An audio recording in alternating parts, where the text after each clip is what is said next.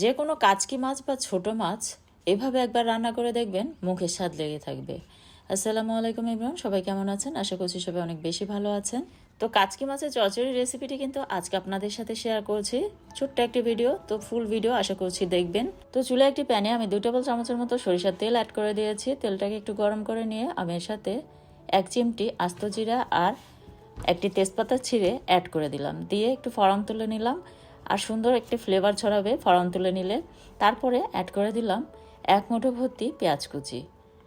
পেঁয়াজটাকে একটু নেড়েচেড়ে সাথে অ্যাড করে দিলাম স্বাদ মতো লবণ আর 1/2 চা চামচ করে আদা পেস্ট আর রসুন পেস্ট। তো সরিষার তেল যদি হাতে কাছে না থাকে সেক্ষেত্রে সয়াবিন তেল দিয়েও কিন্তু রেসিপি ট্রাই করতে পারবেন। তবে চেষ্টা করবেন কাচকি মাছ অবশ্যই সরিষার তেল দিয়ে রান্না করা, তাতে স্বাদ কিন্তু বহু গুণে বেড়ে যায়।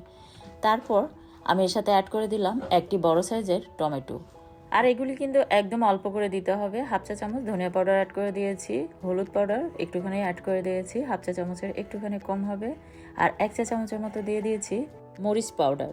দিয়ে এখন সব কিছু একসাথে মিক্স করে আমি পরিমাণ মতো পানি অ্যাড করে দিয়েছি। এই ধরুন 1 কাপের মতো হবে পানি। দিয়ে এটাকে এখন খুব ভালোভাবে নেড়েচেড়ে নিয়ে আমি এটাকে কষিয়ে নেব।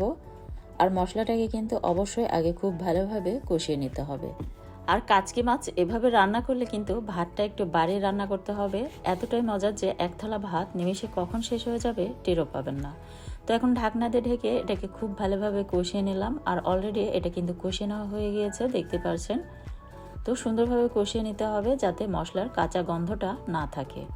আর ছোট মাছ খুব ভালোভাবে কেটে ধুয়ে পরিষ্কার করে তারপর লেবুর রস দিয়ে এটাকে 10 থেকে 15 মিনিটের মতো রেখে দেবেন। দেখবেন কাচকি মাছের যে একটা ব্যাড স্মেল আছে সেটা কিন্তু একদমই চলে যাবে। তো আমি কিন্তু লেবুর রস দিয়ে এটাকে 10 থেকে 15 মিনিটের মতো ভিজিয়ে রেখেছিলাম। তারপর আমি আবারও মাছটাকে ধুয়ে নিয়েছি। তারপর কিন্তু আমি মশলার সাথে মাছটাকে অ্যাড করে দিলাম।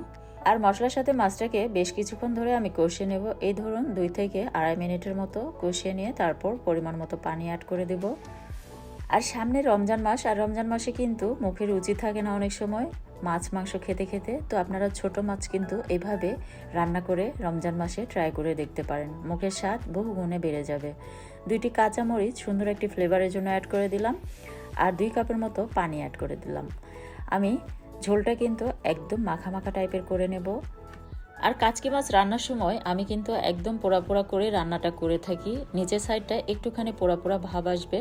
এভাবে রান্না করে নিলে কিন্তু পোড়া পোড়া একটি ফ্লেভার আসে, আর সেটা খেতে কিন্তু আরও ভীষণ মজার।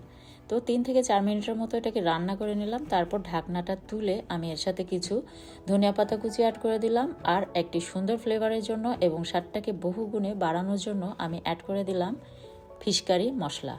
ফিশকারি মশলার কিন্তু স্ট্রং ফ্লেভার, তো অবশ্যই অল্প পরিমাণে অ্যাড করে নিতে হবে। আমি 1/4 চা চামচের মতো অল্পখানি একটু অ্যাড করে দিয়েছি। দিয়ে এখন খুব ভালোভাবে মিক্স করে নিলাম আলতোভাবে। তো আমার রান্না কিন্তু অলমোস্ট হয়ে এসেছে। আর টোটাল রান্না করতে সময় লেগেছে 10 থেকে 12 মিনিটের মতো। তো রেসিপি ভালো লাগলে চ্যানেলটি সাবস্ক্রাইব করে সাথে থাকবেন, আর ভিডিওতে একটি লাইক দিতে ভুলবেন না। আর অবশ্যই পরিবার পরিজনদের মাঝে ভিডিওটি বেশি বেশি শেয়ার করে দেবেন, কারণ আপনাদের একটি শেয়ার আমাকে সামনে এগিয়ে নিয়ে যাবে অনেকখানি। তো পরবর্তী রেসিপি দেখার আমন্ত্রণ জানিয়ে বিদায় নিচ্ছি। ধন্যবাদ।